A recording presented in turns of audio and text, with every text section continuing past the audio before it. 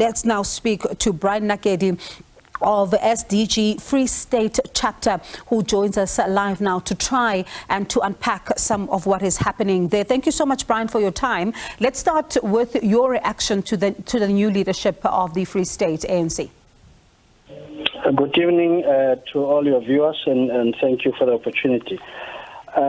We must welcome the new Provincial Executive Committee and congratulate them on their democratically elected process, and say to them the task is much heavier ahead of them, so they should be able to really up their sleeves in preparation for much work to do politically and otherwise. And as we speak to Brian there, President Cyril Ramaphosa has arrived at the conference there, being greeted by Mxolisi Dukwana, and you can see there David Mahlobo, as well as the ANC head of the presidency there, Sibongile Pesani. Mzwandile Masina is also there. You can see Mduduzi Manana. And this, of course, is the conference that saw Mxolisi Dukwana coming up, winning against Sisintombela to take the chairpersonship of that particular province. Let's just listen in briefly to possibly what is being said there. Provincial chairperson, and all postponements say it was bound to happen that you become the chairperson. How are you? Are you happy with the outcome of the conference? Come and talk to me. Are you happy with the outcome of the conference? Yes, we are. Yeah. Branches of it's been a very difficult provincial conference. No, I mean, it's always the case with the democratic process. Okay, thank you very much. Mr. President, Sawubona, unjani? Uyaphila? It's good to see you.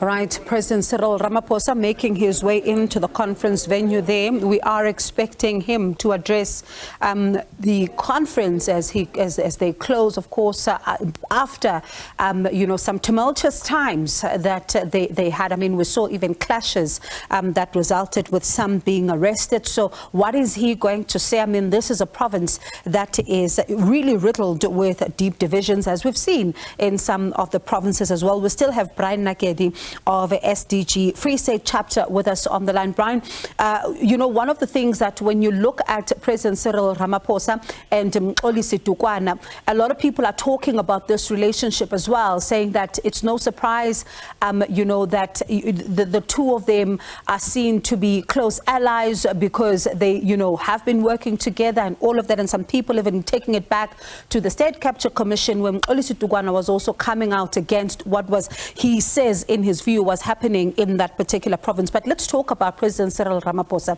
He's going to be addressing an ANC that's deeply divided in the Free State. He himself has been here to try and quell some of the tensions, but things came to a head during the conference. What does he say then to inspire confidence? So the president would have to encourage the new provincial leadership to forge unity amongst the members of the ANC, and to really rehabilitate the ANC structures in the Free State, because, as you would know, the primary life of the ANC is in the branch level of the ANC, and that is where they would have to really start. And the president is expected really to be saying to the leadership and the members there, the delegates, to say, look, you have to go back to your constituencies and begin to learn more about what the ANC is all about, crystallize political education, learn more about what are the social democratic principles of the ANC, and begin to appreciate that an ANC member at the branch level has got a civic duty to also, take part in the local governance structures such as the SGBs and the local, clinic committees and so on, so that you don't have members who are always there fighting for positions with an expectation of benefits and so on. Yes. How easy will this be to do? Because when you listen to the president of the ANC, he speaks about renewal, he talks about the importance of unity. You listen to Mxolisi Dukwana, he talks about renewal, he talks about the importance of, service delivery in the Free State. But how easy is this going to be, particularly when you look at what is happening at branch level? It is going to be challenging. We must accept that so that, they will be able to prepare better for engagement with branches and ensure that they navigate this process by actually organizing around the activities of the ANC through the branches and have action plans that will keep members involved in activities that are beneficial to the well-being of the communities and desist from this heckling and, loyalty to individual leaders of the ANC. So it is going to take a bit of time. However, with the experience that this leadership has, it is expected that they will be able to harness, politically the issues that are relevant thereto, and make sure that with good time and measure, they will be able to actually guide the branches. And when one listens to what the chairperson of the ANC, the national one, has said, that's Gwede Mantashe, talking about how there is no local government and provincial government in the Free State. One wonders, though, does this mean that we're not going to be seeing two centers of power? Could we see a change as far as the Premier is concerned? What's your view? The issue of two centers of power, it's really neither here nor there. What is important is that the responsibilities that are assumed by individual cadres of the ANC must be seen to be done in terms of their action plans and ensure that there is reciprocation between the governing party structures and those in government. So there is that coordination of the governance and also the political mandate of the structures of the ANC. Could we see some of those who are not happy with this particular outcome take this matter as higher up as the courts, as we've seen in the past? It is a possibility, and it's an issue that we must begin to, as members of the ANC, learn that political processes are not necessarily legal. So to be litigious about everything in the ANC structures, sometimes it could be interpreted as actually not appreciating the democratic structures and process of the organization. However, one cannot take away the rights of individuals and collectives of members of the ANC. At the end of the day, even if there was to be a litigation, it is the NEC ultimately that would have to take political responsibility and give direction. So it becomes moot in terms of litigation, yes. And I wonder, what does it mean for, President Cyril Ramaphosa now that a man seen as his ally, Mxolisi Dukwana, is at the helm in the province? What does it mean for his footing or his standing where the Free State is concerned? I think the problematic here is that each time we try and understand the dynamics of the ANC, we seem to align individual leaders to each other or one another. In this instance, the idea that Comrade Dukwana and the president are buddy-buddies, I think it's a bit misplaced because, members have got their own specific experiences of engagement where they live. And as a result, through the organizational structure, people do interact.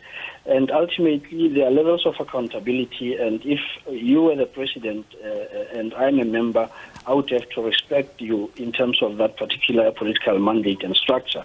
So there would have to be a working relationship ultimately.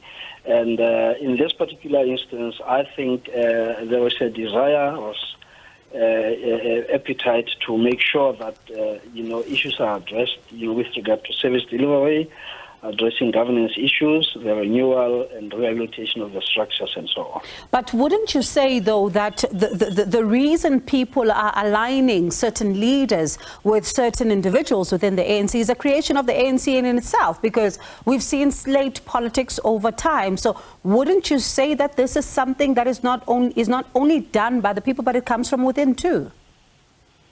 Well, it is something that we must concede given the history of the fracturing of the organization over time.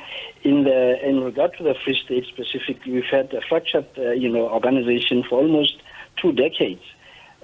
So therefore, whether it's a perception or it's a reality, it gets to that point where the narrative becomes legitimized. However, I think what is important now is for the renewal agenda to take shape. So when the new PEC plan, it must involve all other structures, the Alliance, the SDG Free State Chapter, the Veterans League Free State, and so on, so that these issues and perceptions and narratives of fractured orientations must be addressed and politically in a manner that seems to be adequate and acceptable to ordinary members of the society that the ANC is leading. And if it is not addressed, how much danger is the party in come 2024? The problematic is that the ANC, as we all know, it's a big organization. It represents the aspirations of the overwhelming majority of South African people. And if the ANC fails, it means South Africa could be in the doldrums, and we don't want that. That is why it is important for all of the members of the ANC, particularly the leadership, to provide guidance at all instances, so that where there is a disjuncture and we bring about mediation, engagement, members who have different views and so on, we have to navigate this away from the idea of positions within the structures, so that it's not only about elections. We have witnessed what has happened on Friday. And now today, when the elections are out, it is also still a problem and so on. Clearly, we cannot have the life of the organization that is threatened at all times. So, this is an opportunity for rehabilitation of our own conduct, our own, perspectives, and begin to become politically educated, all of us, irrespective of the level of our standing within the structures of the ANC. And you say that if the ANC, loses, and I'm paraphrasing what you said there in the beginning, South Africa will be in the doldrums. Are you saying that the ANC is the only savior of South Africans? What exactly do you mean by that? What I'm referring to is the historical context of the role that the ANC has played as a liberation movement, and of course as a party that is participating in a constitutional democracy. What we are suggesting is that the ANC has carried the aspirations of the marginalized in South Africa, and has come out clearly in terms of their policies to represent those that feel that they have not been part of this process. As you may agree with our view, we still have people on the margins. We still have trailers that are pit latrines. And, so, Brian Nakedi, are you saying, pardon me for coming in there, are you saying that the ANC is still carrying the aspirations of the marginalized in the state that it's in right now?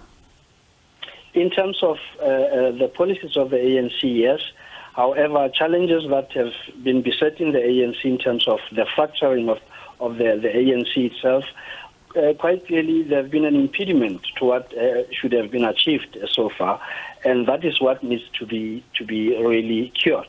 All right. Okay. Brian Nakedi, thank you so much for your time. To appreciate it this afternoon. That is Brian Nakedi of the SDG Free State Chapter.